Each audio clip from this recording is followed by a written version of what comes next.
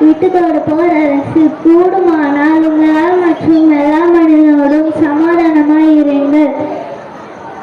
ரோமர் 12:18.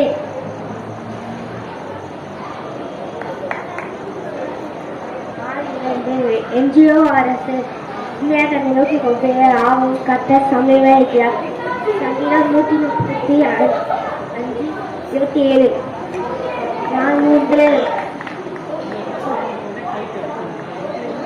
ஆண்டவருக்கும்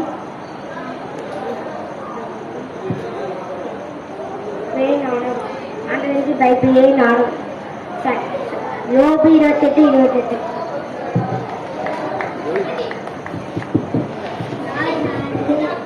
எல்லாரும் வசனம் சொல்லும் போது நீங்க எல்லாரும் கொஞ்சம் கரவொலி எழுப்பினீங்கன்னா பிள்ளைங்களுக்கு வந்து கொஞ்சம் உற்சாகமா இருக்கும். கொஞ்சம் எல்லாரும் கை தட்டலாமே.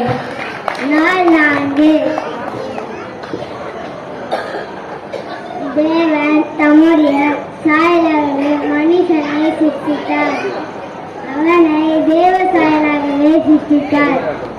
ஆணும் பெண்ணுமாக அவர்களை சிருஷ்டித்தார். ஆதியாகமம் 1:27.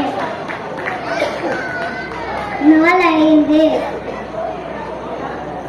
தேவன் கலகத்திற்கு தேவனாயிராமல் சமாதானத்திற்கு தேவனாயிருக்கிறார்.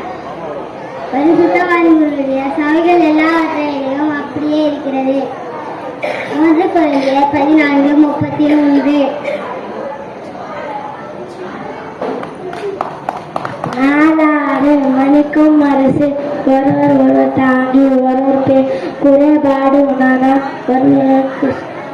ஒருவருக்கு குறைபாடு உண்டானா கிறிஸ்துவங்களை மனித போல ஒருவர் மணிங்கள்.